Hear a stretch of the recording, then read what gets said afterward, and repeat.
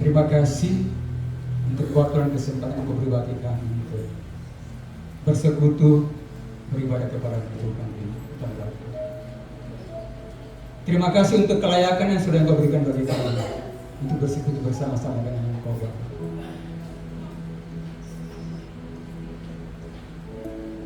Kami percaya Engkau ada di tempat ini sesuai dengan janji, di mana 2 atau 3 orang berkumpul dalam nama-Mu, Engkau ada di tengah-tengah mereka. Bapa, kami mau serahkan jalannya ibadah dari awal sampai selesai dalam tangan Tuhan. Roh Kudus berbicara dengan sempurna tempat. Sukacita memenuhi tempat ini. Sorak-sorai memenuhi tempat ini. Hanya untuk kemuliaan, keagungan, kemasyhuran, kejayaan bagi nama-Mu saja, Bapa. Sebab untuk itulah kami datang di tempat ini, Bapa. Sungguh tidak terkatakan, sungguh tidak terhitung betapa banyaknya kebaikan-Mu yang Kau nyatakan bagi kami. Itulah sebabnya kami tidak punya alasan untuk tidak bersyukur kepada-Mu. Terima kasih, Pak. Terpuji nama-Mu Tuhan dari kekal dan yang gak kekal. Kami percaya Roh Kudus menguasai hati kami semua. Roh Kudus menguasai tempat. Sehingga kami benar-benar fokus hanya kepada-Mu Tuhan, untuk menyenangkan Engkau lewat persekutuan ibadah kami di tempat. Terpuji nama Bapa di surga. Kami habiskan ibadah raya di pagi hari ini hanya di dalam nama Bapa, Putra dan Roh Kudus, dalam nama Tuhan Yesus Kristus. Haleluya. Amin.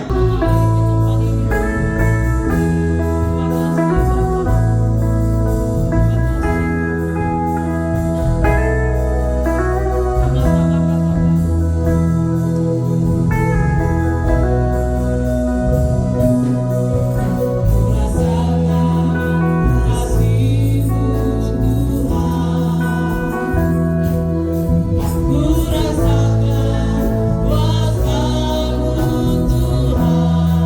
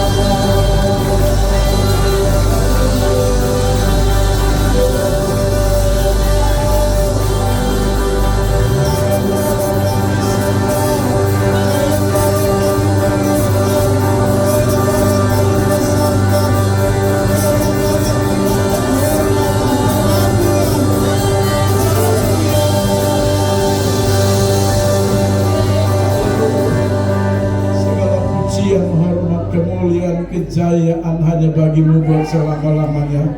Engkau yang layak menerimanya Tuhan. Dijauhkan daripada kami untuk mencuri kemuliaan Tuhan.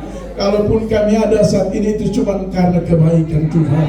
Terima kasih Bapa dalam surga. Terima setiap pujian penyembahan umat-Mu.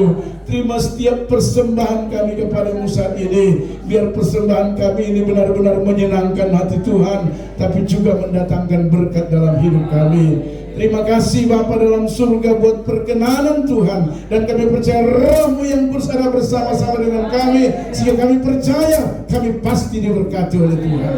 Terima kasih Bapa, kami siap lagi untuk dengar firman-Mu. Mari Tuhan berbicara bagi kami. Roh-Mu yang kudus tetap berdaulat dan menguasai kami semua, bahkan mengurapi kami semua tanpa terkecuali, agar kebenaran firman Allah menolong dan memberkati kami menjalani hari-hari hidup kami ke depan. Dalam nama Yesus Tuhan kami berdoa dan siap mendengarkannya. Haleluya, amin. Silakan duduk kembali Bapak Ibu Saudara yang Tuhan Yesus kasih. Haleluya. Puji Tuhan. Kita bersyukur lagi kepada Tuhan, ya, karena Tuhan itu sungguh dan sangat amat baik dalam hidup saudara dan saya. Haleluya. Amin saudara. Puji Tuhan. Meskipun kita berjalan dalam lembah kekelaman, ya, tapi Tuhan tidak pernah meninggalkan kita. Amin. Haleluya. Saya terlalu percaya bahwa tidak ada satupun di antara kita ini yang tidak mengalami perjalanan hidup, ya, bagaikan dalam lembah kekelaman. Kata Daud, ya, Daud juga mengalami itu saudara. Tapi oleh pertolongan Tuhan, oleh kehebatan Tuhan, kita semua bisa melewatinya dan kita keluar sebagai pemenang-pemenang. Amin. Saudara menikmati kebaikan Tuhan hari-hari ini. Amin. Amin saudara. Puji Tuhan. Coba lihat kiri kanan saudara, dia sedang menikmati kebaikan Tuhan. Haleluya. Ya. Lihat saudara, kalau lihat senyum. Haleluya. Kalau kita, ya, orang kadang tidak tahu, ya, itulah kelebihan anak-anak Tuhan. Orang kadang tidak tahu kalau dia sedang berjalan dalam lembah kegelapan karena ditutupi oleh kemuliaan Tuhan. Haleluya. Sampai ada pujian berkata, "Kulihat di wajah-Mu kemuliaan Raja." Haleluya. Padahal kita juga tengah ada dalam perjalanan hidup bagaikan di lembah kekelaman. Di lembah kekelaman itu, kalau di timur tengah, ya, itu dari gunung-gunung, ya, bapak-bapak yang sudah pergi. Lalu kemudian ada satu lembah agak sedikit dalam, dan itu gelap, tidak bisa ditembus oleh cahaya. Salah satunya contoh waktu kita ke Petra, ya. Di dalam perjalanan itu disebut lembah kekelaman. Haleluya. Nah, di lembah kekelaman seperti itulah Daud berkata bahwa Tuhan tidak pernah tinggalkan dia. Amin saudara. Jadi itu yang disebut lembah kekelaman. Jadi karena di sana kondisi geografisnya seperti itu, jadi kemarin kita ke Petra dan saya mulai membayangkan, ini yang dimaksud oleh Daud lembah kekelaman. Tapi bukan di daerah Petra, tapi di daerah Yerusalem atau Israel, ya. Nah, Bapak Ibu Saudara, satu hal yang luar biasa yang menjadi statement daripada Daud bahwa meskipun begitu tetap Tuhan bawa, ya, pada air yang tenang, rumput yang hijau. Amin. Haleluya. Sehingga saya percaya kita semua boleh menikmati segala kebaikan Tuhan. Amin. Haleluya. Puji Tuhan. Haleluya. Nah, hari ini, kalau minggu kemarin kita sudah dengar firman Tuhan, ya. Jangan sampai kita lupa bagaimana Petrus mengalami mujizat, ya. Amin. Minggu kemarin saya sampaikan bagaimana Petrus bisa mengalami mujizat. Ada 3 hal yang menjadi alasan sampai Petrus itu mengalami mujizat Tuhan. Yang pertama, di sana ada doa yang menaikkan secara tekun di hadapan Tuhan. Haleluya. Jadi mereka berdoa dengan tekun. Ya. Mungkin kemarin nggak sempat saya sampaikan soal doa tekun. Doa dengan tekun itu bicara bahwa tidak ada Senin Kamis. Tekun itu dia berdoa terus. Nah, jadi orang tekun itu, doa tekun itu maksudnya sekali dia berdoa, terus dia berdoa, tidak berhenti berdoa. Ya, hari ini dia berdoa, besok dia berdoa, ya, lusa dia berdoa. Doa itu jangan sampai hari ini kita berdoa, tunggu 1 minggu lagi baru berdoa. Nah, boleh. Tunggu 1 bulan lagi baru berdoa. Itu bukan tekun. Tekun itu selalu dilakukan. Begitu. Tiap pagi berdoa, tiap pagi berdoa, tiap pagi berdoa. Itu namanya tekun. Ya, jadi itu saya tambahkan saja. Nah, ketika doa yang dinaikkan secara tekun begitu, Petrus mengalami mujizat. Haleluya. Dia dirantai, dipenjara, dijaga dengan ketat. Kawalan pertama, kawalan kedua, sampai pada terakhir ada pintu besi. Dan saudara Alkitab berkata, dia bisa bebas dari penjara itu. Itu penjara Petrus itu, kalau kita sekarang tidak seperti itu, bisa saja masalah memenjarakan kita. Bisa saja persoalan kita terpenjara, terbelenggu, tidak bisa keluar. Ya, tidak pernah bebas dari persoalan. Itu bisa jadi. Itu juga penjara yang tengah kita hadapi secara rohani. Ya, bagaimana cara keluar? Dan bisa keluar. Masalah ada saja. Ya. Tidak pernah berubah. Saudara, kalau kita naikkan doa dengan tekun, saya percaya penjara itu akan terlepas. Amin. Belenggu itu akan terbuka. Pintu besi itu bisa terbuka. Dan pada akhirnya kita akan keluar sebagai pemenang-pemenang. Yang kedua, dalam penjelasan saya firman Tuhan kemarin, Petrus mengalami mujizat yang luar biasa. Kenapa saudara? Karena apa? Ada Ada apa? Karena Petrus taat. Ya, karena Petrus taat. Haleluya. Kalau sudah lihat dalam ayat itu jelas, malaikat bilang bangun, dia bangun. Malaikat bilang keluar, dia keluar. Malaikat bilang jalan, dia jalan. Haleluya. Jadi ketaatan yang dilakukan oleh Petrus itu menghasilkan dia mengalami pertolongan Tuhan. Jadi kita kalau pagi-pagi Roh Kudus bilang bangun, sabar dulu, nggak bisa. Kadang-kadang roh itu dia bicara di hati, tapi tubuh ini karena bakar babi, karena ini contoh saja, contoh, karena tidur terlambat gara-gara bakar roke malam, kira-kira begini tuh. Jadi Roh Kudus bilang, Pak, sudah jam 5 bangun berdoa. Tapi tubuh ini, tambah lagi kalau ada AC, angin sepoi-sepoi. Nah, akhirnya kita tembak sampai jam 7, jam 8. Bangun cepat-cepat, mandi setelah bersih, datang gereja. Haleluya. Ya. Padahal Roh Kudus sudah bilang, nah, begitu Petrus lagi tidur, Roh Kudus bangun. Berdiri, jalan, dia jalan, sampai akhirnya sampai di luar. Tiba-tiba Petrus, mana malaikat sudah meninggalkan dia. Haleluya. Kita tidak, saudara. Kalau Petrus di luar, malaikat tinggalkan. Saya khawatir kita masih di dalam, dia suka setengah kita. Karena kita tidak taat. Ya, tapi kalau kita mau taat, nanti sudah bebas kalau dia tinggalkan kita. Amin. Jangan sampai kita karena tidak taat masih terikat, dia suka setinggal. Nah, dia bilang buka saja sudah. Putra mereka jadi. Jadi untuk dapat mujizat Tuhan, mari kita taat seperti Petrus. Amin. Dan yang terakhir, setelah itu saudara, luar biasa. Petrus tidak tinggal diam, ya, tapi dia menceritakan segala kebaikan Tuhan. Saudara menceritakan kebaikan Tuhan, amin. Di kantor, di teman kerja, di karyawanmu, di pimpinanmu, kasih tahu Tuhan itu baik, Pak. Siapa tahu dengan Anda bilang begitu, Roh Kudus bisa jamah hatinya. Dia tidak pernah injak gereja, cuma gara-gara kau bicara. Minggu berikut dia masuk gereja, meskipun di gerejanya. Dia bisa bersaksi, saya masuk gereja ini gara-gara saya dengar kata-kata dari ibu pasar itu. Haleluya. Saya masuk gereja cuma saya dengar gara-gara Ibu Ida. Ibu Ida bilang Tuhan itu baik. Jadi jangan lupa menceritakan kebaikan Tuhan. Amin. Amin saudara.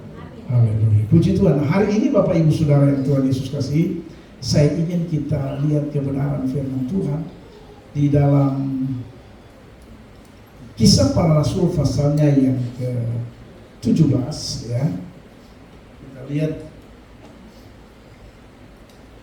Kisah Para Rasul pasalnya yang ke-17. Kita baca mulai ayat 30 sampai dengan ayat 34 ya. Haleluya. Ayat 30 sampai dengan 34 ya.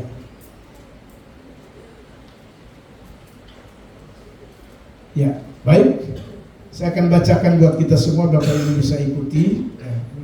Multimedia juga bisa bantu.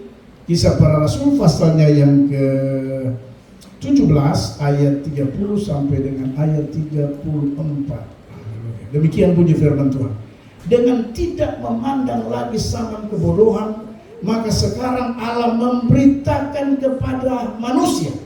Allah memberitakan kepada manusia bahwa di mana-mana semua orang harus bertobat, karena Ia telah menetapkan suatu hari pada waktu mana Ia dengan adil akan menghakimi dunia oleh seorang yang telah ditentukannya, sesudah Ia memberikan kepada semua orang suatu bukti tentang hal itu dengan membangkitkan Dia dari antara orang mati.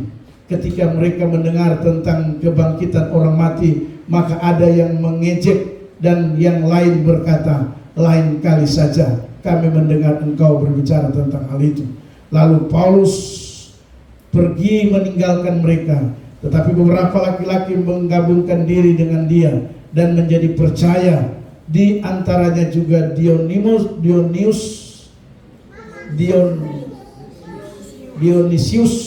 anggota majelis Areopagus, dan seorang perempuan bernama Damaris, tapi bukan Damaris ini ya. Dan juga orang-orang lain bersama-sama dengan mereka. Poinnya banyak yang percaya, meskipun ada beberapa yang menolak. Nah, Bapak Ibu Saudara yang Tuhan Yesus kasih, ketika Paulus ya melakukan tugasnya yang luar biasa, ini sebenarnya tugas Paulus ada di Athena ya.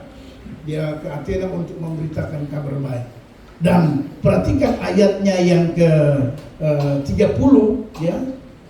Dikatakan firman Tuhan begini, dengan tidak memandang lagi zaman kebodohan, maka sekarang Allah memberitakan kepada manusia bahwa di mana-mana semua mereka harus bertobat. Haleluya. Jadi ini yang menjadi nats pembimbing atau dasar daripada apa yang ingin saya sampaikan pada pagi hari ini, bahwasanya manusia harus bertobat. Bilang kiri kanan, manusia harus bertobat. Saudara perhatikan, kita cermati baik-baik kalimat yang ditulis di sini. Ya, saya ingin kita sama-sama cermati. Saya baca sekali lagi. Dengan tidak memandang lagi zaman kebodohan, maka sekarang Allah, garis bawahi, Allah memberitakan kepada manusia bahwa di mana-mana semua mereka harus bertobat. Di mana-mana, mau di Rufei kah, mau di Kampung Baru kah, mau di Kilo kah, mau di mana, harus manusia Haleluya. Itu yang menjadi tema khotbah saya pagi hari. Manusia harus bertobat. Pertanyaannya, kenapa manusia harus bertobat? Haleluya. Ya, bertobat itu merubah cara hidup, merubah pola pikir, ya, atau lebih sederhana bisa dikatakan bertobat itu meninggalkan sifat dan sikap karakter yang tidak baik, ya, meninggalkan semua kelakuan-kelakuan yang kurang bagus, lalu berbalik 360 derajat. Ya. Artinya kita betul-betul meninggalkan dosa, meninggalkan kesalahan. Itu yang disebut dengan bertobat. Itu yang Allah bilang sama Paulus, dan Paulus sampaikan kepada gereja Tuhan, kepada orang-orang percaya di mana? Di Athena. Perhatikan saudara, dia bilang begini, dengan tidak memandang lagi zaman kebodohan, maka sekarang Allah memberitakan kepada manusia bahwa di mana-mana semua mereka harus bertobat. Bukan cuma di Athena saja, tapi termasuk di Sorong. Amin. Haleluya. Termasuk di kilometer 9 bertobat. Ya. Kenapa? Saya coba cari tahu. Ya. Apa sih sebenarnya? Kenapa Tuhan bilang manusia harus bertobat? Di mana-mana harus ada pertobatan. Haleluya. Ya. Ternyata saya belajar bahwa ternyata kita bertobat itu bukan kehendak kita. Bertobat itu bukan suka-sukanya kita. Bertobat itu bukan maunya kita. Tapi saya temukan bahwa bertobat, ternyata manusia bertobat itu merupakan satu keinginan dan kemauan Tuhan. Amin. Jadi Tuhan berkehendak dari kebenaran firman Tuhan. Dia berkehendak dan dia mau supaya di mana-mana manusia harus bertobat. Haleluya. Jadi kalau ditanya kenapa kita harus bertobat, meninggalkan cara-cara hidup yang tidak baik, karena Allah atau Tuhan punya kemauan. Tuhan punya keinginan supaya manusia itu bertobat. Bukan kata bukan bertobat itu keinginan kita, bukan bertobat itu kemauan kita, tidak, saudara. Saya bilang Tuhan luar biasa, bahwa ternyata Tuhan, makanya Tuhan pakai Paulus untuk pergi untuk menginjil dan memberitakan Injil dan katakan bahwa di mana-mana harus bertobat. Saya terlalu percaya kalau itu bukan keinginan Tuhan, kalau itu bukan kehendak Tuhan, kalau itu bukan kemauan Tuhan, tidak mungkin Tuhan perintahkan Paulus untuk berkata seperti itu. Amin. Haleluya. Jadi bertobat itu kemauan Tuhan. Kalau kita bertobat itu kehendak Tuhan, dan saya percaya orang-orang yang melakukan dan mendengarkan, serta Alkitab begini, berbahagialah bagi mereka yang mendengar dan melakukan firman Tuhan. Jadi kalau kita bertobat itu bagian atau merupakan kehendak Tuhan, maka dapat dipastikan benefitnya atau feedbacknya, kita pasti akan berbahagia. Amin. Haleluya. Karena orang yang mendengar, memelihara dan yang melakukan firman Tuhan, Alkitab berkata berbahagialah. Persoalannya karena kita ini kadang-kadang tidak mau bertobat dari kesalahan kita, sikap kita. Saya mau beritahu, cuma muka ini yang Alkitab tidak beri jaminan berubah. Cuma wajah. Ini wajah yang kalau Ibu Damaris itu sudah dari lahir sekarang sampai kembali ke surga itu muka. Tapi kalau sifat pasti bisa berubah. Amin. Haleluya. Firman Tuhan memberi jaminan ya, ketika kita membuka hati, meminta Tuhan bekerja, Roh Kudus bekerja, kita bisa berubah. Haleluya. Sejahat apapun kita, saudara, ya, saudara punya istri sekepala keras model bagaimana, ya, orang tua aja bilang bene torokosi, ya, biar dia torokosi. Saya percaya kalau Roh Kudus bekerja, dia bisa berubah. Amin, amin, saudara. Iya, haleluya. Cuman muka yang tidak bisa berubah. Ya, muka ini sudah. Dulu dulu kita masih hidup dengan cara-cara yang lama. Ya. Tapi saya percaya hari-hari ini kita terus, karena firman Tuhan itu berkuasa mengubah sikap hidup kita. Amin. Bukankah ada satu pujian berkata begitu? Ya, bahwa firman Tuhan sanggup mengubah hidup saudara dan saya. Makanya mari berdiri. Apalagi firman Tuhan ini Allah punya kehendak untuk saudara dan saya bertobat. Di mana-mana Alkitab berkata mereka harus bertobat. Bapak-bapak bertobat, mama-mama bertobat. Amin. Haleluya. Anak-anak bertobat, jangan kepala melawan orang tua. Haleluya. Anak-anak dengar, kamu harus bertobat. Kalau kemarin melawan, sekarang tidak boleh melawan. Karena yang nanti lihat kamu adalah orang tua. Melawan buat nanti yang urus orang tua. Waktu kamu masalah, orang tua turun tangan. Haleluya. Jadi anak-anak tidak boleh harus bertobat. Ya, anak-anak muda, saya berharap jadilah anak-anak muda yang mau bertobat, meninggalkan cara-cara yang lama. Haleluya. Dan hidup dengan cara-cara yang benar. Jadi kita dituntut, ya, untuk apa? Untuk bertobat. Jadi bertobat di sini itu merupakan tuntutan Tuhan dalam kehidupan saudara dan saya sebagai orang-orang yang percaya. Amin. Mau bertobat? Amin. Bilang kiri kanan, kau bertobat. Cara-cara hidup yang lama, ya, mari kita tinggalkan, saudara.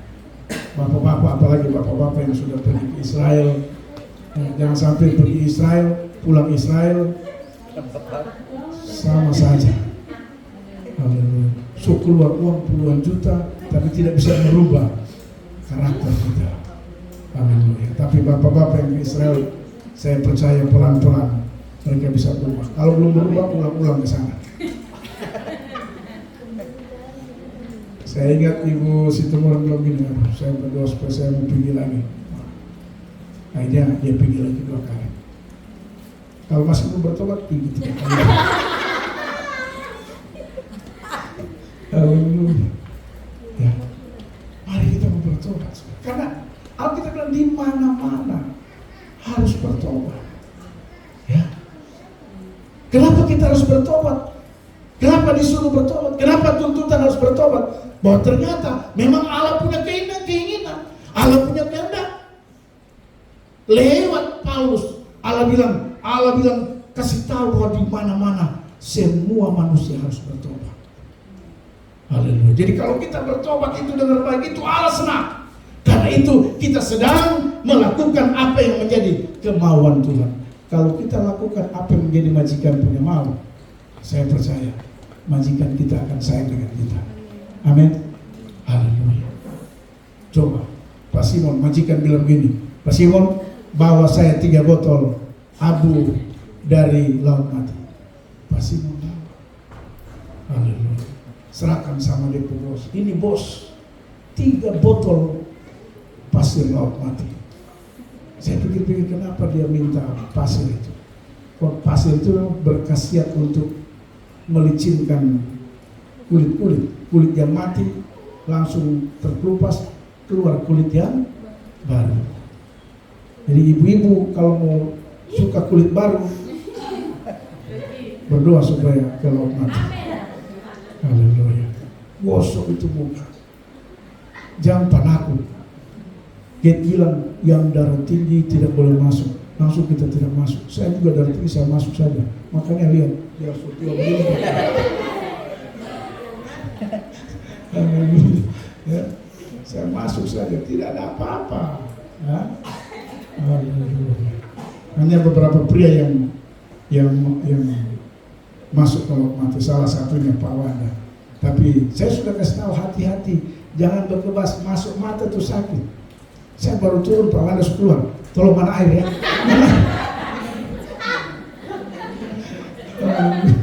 Karena mati. Memang pedih sekali ya.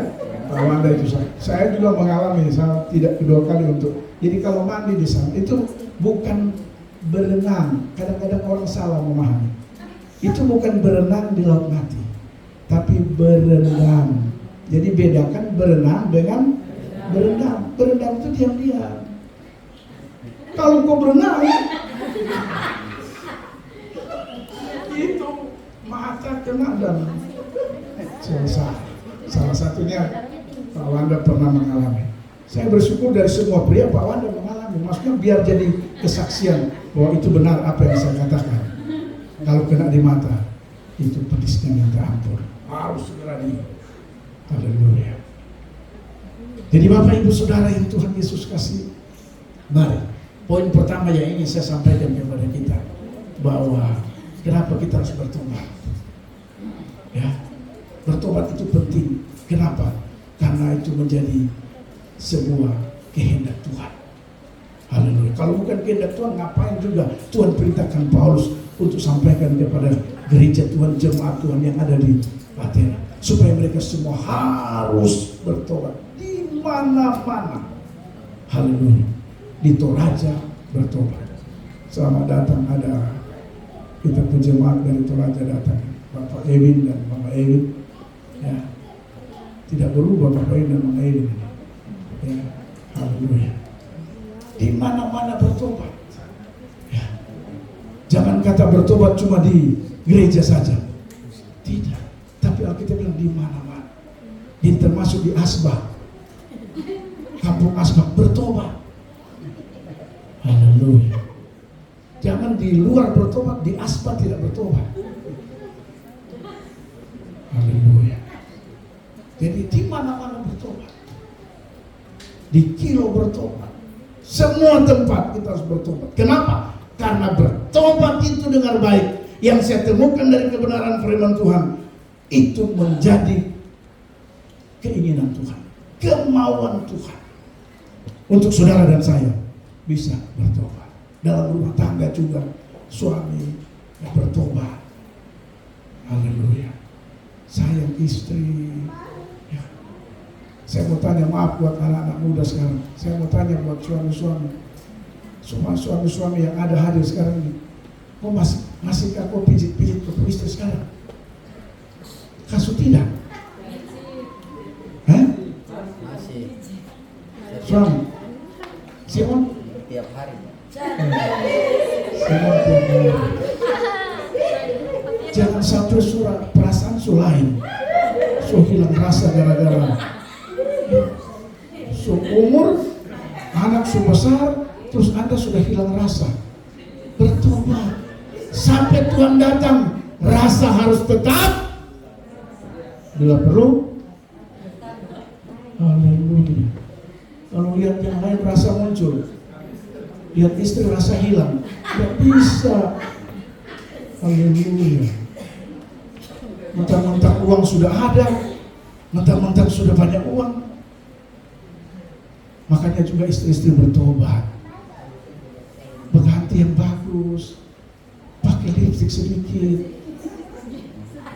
kening bikin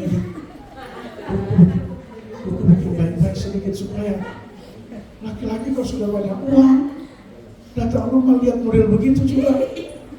Haleluya. Jadi suami bertobat, istri juga bertobat. Amin. Haleluya. Yang penting Anda bergaya untuk suamimu, bukan bergaya orang lain. Haleluya. Jadi kita mau bertobat. Bertobat itu banyak aspek, banyak hal yang harus saudara dan saya bertobat. Ya, bukan satu aspek, banyak hal bertobat. Bahkan sampai makan pun kita perlu bertobat supaya kita bisa hidup sehat dan umur panjang. Amin. Iya. Masa dari umur 20 makan 2 piring, sekarang umur 40-50 3 piring? Itu kan bahaya. Makanya kita rentan banyak sakit. Terus kalau sudah sakit, haleluya. Padahal itu sakit salah sendiri. Jadi banyak kita harus bertobat. Ya. Dan dengar baik, bertobat itu merupakan keinginan dan kehendak Tuhan. Dan saya percaya kalau kita lakukan itu, apa yang menjadi keinginan dan kehendak Tuhan, maka Tuhan pasti senang. Kalau kita punya anak buah melakukan apa yang menjadi kehendak kita pasti akan senang. Dan kita pasti akan memberikan dia hal-hal yang menjadi kesukaan anak buah kita. Begitu juga kita dengan Tuhan, Bapak Ibu Saudara. Haleluya. Yang kedua, manusia harus bertobat. Kalau yang pertama, karena itu menjadi kemauan Tuhan, menjadi kehendak Tuhan yang harus saudara dan saya lakukan. Yang kedua, saudara perhatikan, Alkitab berkata begini, ya, masih pada ayatnya yang ke-30 bagian akhir. Semua mereka harus bertobat. Garis bawahi kata harus. Harus itu berarti suka tidak suka, mau tidak mau, tidak ada pilihan. Itu sebuah keharusan. Tidak ada tawar-menawar. Amin. Haleluya. Jadi bertobat itu sebuah keharusan. Itu yang kedua yang saya mau beritahu. Bukan undangan, bukan pilihan, bukan tunggu, bukan nanti. Tidak. Harus. Itu senang tidak senang, setuju tidak setuju, mau tidak mau, harus bertobat. Haleluya. Dan dengar, saya mau beritahu, kalau kita tidak bertobat, karena ini sebuah keharusan, menurut Anda ada tidak konsekuensinya? Kalau itu sebuah keharusan, ada tidak? Pasti ada. Tidak mungkin tidak ada. Makanya dibilang harus bertobat. Kenapa manusia harus bertobat? Kenapa manusia harus bertobat? Karena memang itu sebuah keharusan, bukan pilihan. Haleluya. Bertobat itu bukan undangan. Bertobat itu bukan suka-suka kita atau nanti. Tidak. Tapi Alkitab berkata, semua mereka harus bertobat. Harus. Saya belajar dari kata inilah, saya menemukan bahwa ternyata pertobatan itu, saudara, itu sebuah sikap yang suka tidak suka kita harus lakukan. Amin. Tidak ada pilihan. Tidak bisa memilih bertobat atau tidak. Tapi Tuhan bicara, firman Tuhan bilang harus bertobat. Sehingga saya bilang bahwa bertobat itu bukan pilihan, bukan ulang, bukan nanti. Haleluya. Kalau kita tidak bertobat, saya pastikan pasti ada konsekuensi. Makanya saya mau beritahu buat Bapak Ibu sekalian, hati-hati kalau Anda tidak bertobat dalam hidup. Ada konsekuensi. Pasti ada hal yang akan terjadi dalam hidup saudara dan saya, dan itu merupakan bagian yang paling sulit.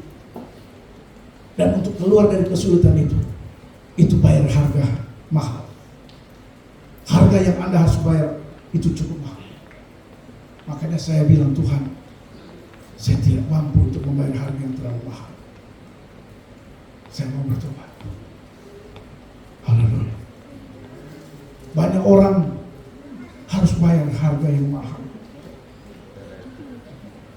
Puji Tuhan kalau sudah bayar harga yang mahal, waktunya Tuhan jawab kita.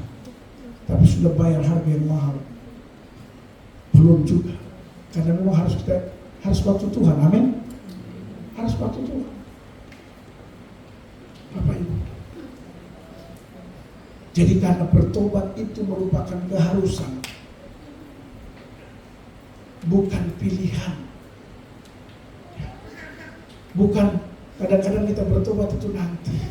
Umur masih muda, tidak usah dulu bertobat. Ya, jangan. Karena kita tidak tahu.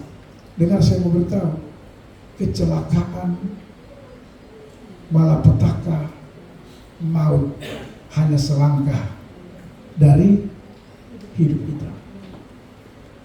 Selangkah saja. Haleluya. Makanya bertobat. Jangan sampai kita harus bayar harga yang mahal gara-gara tidak mau bertobat. Jangan sampai. Haleluya. Puji Tuhan kalau Anda dikasih kekuatan oleh Tuhan untuk bertahan di masa-masa pembayaran harga itu. Puji Tuhan. Alhamdulillah. Tapi tidak sedikit banyak orang ketika dia masuk pada fase yang disebut dengan membayar harga, dia tidak mampu. Karena itu mengambil jalan pintas. Haleluya. Tidak sedikit banyak orang ambil jalan pintas ketika ada di fase dia harus bayar harga karena tidak bertobat itu. Haleluya. Penyesalan tidak akan merubah keadaan. Amin. Jadi Bapak Ibu Saudara jemaat Tuhan yang saya kasihi, sebagai gembala saya memberitahu mari berusaha supaya saudara dan saya bertobat. Kenapa bertobat? Karena bertobat itu merupakan keharusan. Haleluya. Stop dari cara-cara hidup yang tidak menyenangkan Tuhan. Amin. Amin saudara. Anak-anak muda bertobat dari pergaulan-pergaulan yang ada. Ya. Bertobat dari pergaulan-pergaulan yang tidak menyenangkan Tuhan. Haleluya. Dan saya percaya karena bertobat ini merupakan keharusan. Kalau tidak, itu pasti ada konsekuensinya. Dan konsekuensinya itulah yang saya katakan harga yang harus kita bayar. Tergantung harganya mahal atau tidak mahal. Haleluya. Ada banyak orang sampai berkumpul bertahun-tahun. Bagian daripada dia harus bayar harga karena tidak bertobat. Tadi saya katakan saya pribadi kalau bicara bayar harga kadang saya bilang Tuhan saya tidak kuat. Saya tidak kuat, tidak mampu bayar harga. Makanya saya mau bertobat biar saya tidak bayar harga. Amin. Haleluya. Jadi yang kedua, bertobat itu merupakan keharusan. Bilang kiri kanan, bertobat itu harus. Kasih ingat dia. Haleluya. Jangan sampai ada yang bilang bertobat itu bukan keharusan. Ini Alkitab yang bilang. Tidak ada pilihan. Senang tidak senang, kita harus bertobat. Haleluya. Dan yang ketiga,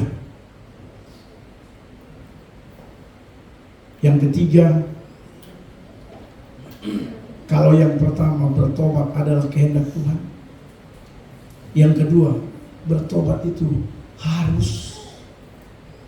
Dan yang ketiga, ternyata saya temukan bertobat itu adalah solusi atas penghakiman buat kita. Mari kita lihat ayat selanjutnya, ayat 31.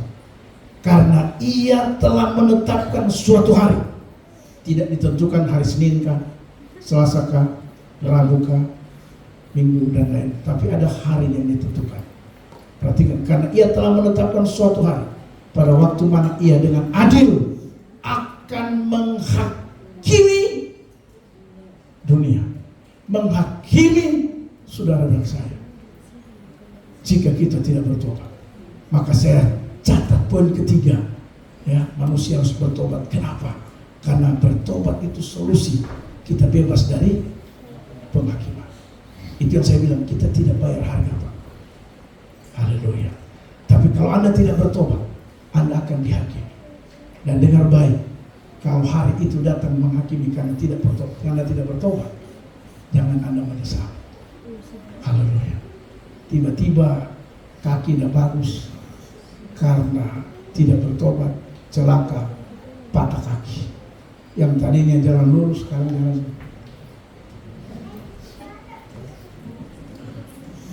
Haleluya. Itu harga. Saudara, Tuhan tidak hukum kita di surga. No. Amin. Tidak ada Alkitab menjelaskan Tuhan hukum kita di surga. Tidak ada. Haleluya. Kita semua ini sudah ditebus oleh Tuhan Yesus melalui kayu salib. Amin. Jadi surga adalah tempat saudara dan saya. Amin. Makanya penghukuman itu di mana? Di mana? Di dunia. Haleluya. Penghukuman di dunia. Kalau kau tidak bertobat, hidup sembarangan, penghukuman itu, penghakiman akan datang di dunia ini. Haleluya. Begitu sudah dihakimi, baru Anda nyanyi pujian. Lagunya bagus ya. Meskipun saya susah menderita dalam dunia, saya mau iring Yesus. Saya mau tanya, mau iring Yesus sambil menderita? Tidak ada yang mau. Tapi kalau itu terjadi, siapa tahu karena itu penghakiman buat Anda. Haleluya. Tidak ada yang mau. Tapi kalau itu terjadi, bisa jadi itu penghakiman buat Anda. Makanya harus bertobat. Haleluya. Salib itu bicara pertukaran. Bukankah dia bilang gini, aku yang kaya rela jadi, aku yang hidup rela supaya kita hidup. Dia yang sehat, kita yang sakit. Tapi salib bicara kita jadi sembuh. Salib itu pertukaran. Tapi kalau itu tidak terjadi pertukaran buat saudara dan saya hari-hari ini dengar baik, itu penghakiman buat kita. Kenapa? Karena kita tidak bertobat. Lama bertobat. Bertobatnya nanti sudah umur 50, 60. Waktu umur 30 tidak mau bertobat. Haleluya. Makanya kita harus bertobat. Amin. Mau bertobat? Amin. Saya temukan yang ketiga, bertobat itu adalah solusi. Dengar baik, solusi atas penghakiman. Tuhan yang akan menghakimi dunia ini, bukan siapa-siapa. Haleluya. Makanya mari kita bertobat. Istri-istri yang sudah mulai hilang rasa sama suami, bertobat. Bilang, Pak, tolong berdoa supaya Roh Kudus jamah hati ini. Saya ingat masa lalu, tolong berdoa di beberapa. Sekarang sudah berkurang, tapi kalau saya ingat masa lalu itu, saya bilang dulu itu, dunia ini hanya selebar daun kelor. Cuma kita dua saja. Tak peduli kiri kanan belakang belakang, tembak saja. Karena cinta, biarkan cinta itu harus tumbuh kembali. Amin. Ibu-ibu, ibu-ibu. Haleluya. Itu harus. Mami gembala kalau tidur itu saya bilang, dia masuk tanpa tidur langsung tidur. Coba kita ngobrol-ngobrol, diskusi sedikit. Haleluya. Tatap-tatapan. Mami tatap papi, papi tatap papi. Karena ada pepatah bilang, dari mata turun ke hati. Tapi saya percaya ibu-ibu yang ada di GBL masih semua punya rasa yang luar biasa. Amin. Jadi kalau hilang rasa, bertobat supaya ada rasa. Bapak-bapak juga, kalau hilang rasa, bapak-bapak juga bertobat supaya ada rasa. Haleluya. Karena dengar baik, dari sekian banyak aspek yang harus kita bertobat. Dengar baik, bertobat itu yang ketiga saya temukan, solusi atas penghakiman buat kita. solusi atau jalan keluar atas penghukuman bagi kita. Dengar, saya mau ulangi lagi. Jangan sampai kita bayar harga. Jangan. Sebelum bayar harga, saya mau bertobat. Amin. Jangan susah dulu, Pak. Jangan menderita dulu, Pak. Jangan hancur dulu, Pak. Bu, jangan. Haleluya. Selagi semua masih fine-fine, selagi semua masih mantap, kita mau berjalan, kita mau bertobat. Karena itu yang Tuhan kehendaki. Haleluya. Amin. Tuhan memberkati. Demikian firman Tuhan di hari ini. Mari kita tutup Alkitab kita akan mengucap syukur buat firman Tuhan.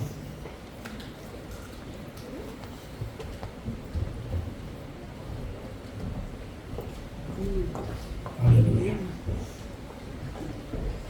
Puji Tuhan. Biarlah kebenaran firman Tuhan hari ini menuntun, membimbing kita menjalani hari-hari hidup ke depan.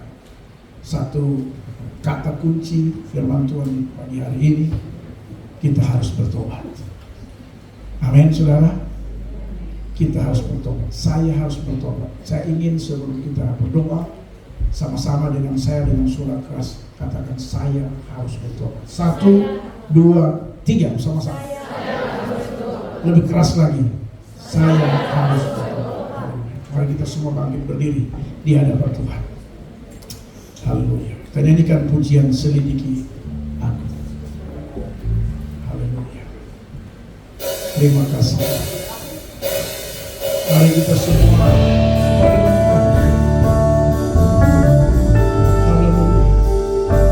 Tuhan berkehendak untuk kita harus bertobat. Haleluya. Mungkin Anda terlalu jauh. Hari ini Tuhan memanggil Anda untuk tidak terlalu jauh dengan cara hidup dunia.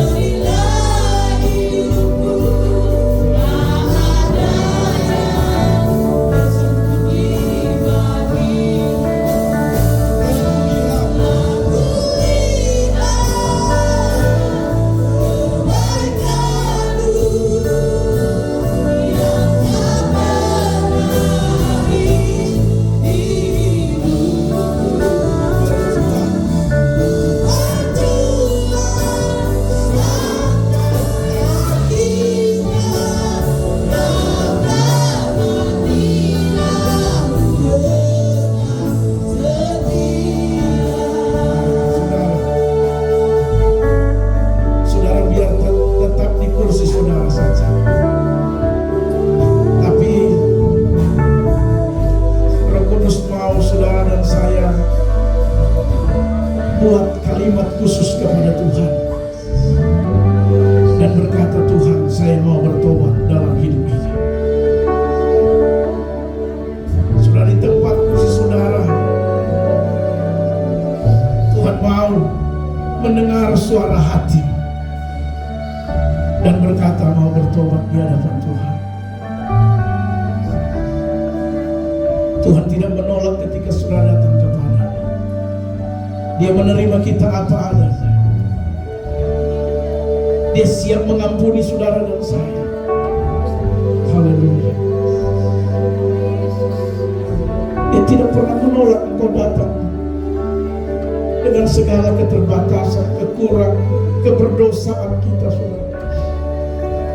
Dia mau kita bertobat. Haleluya. Haleluya. Tuhan, terima kasih.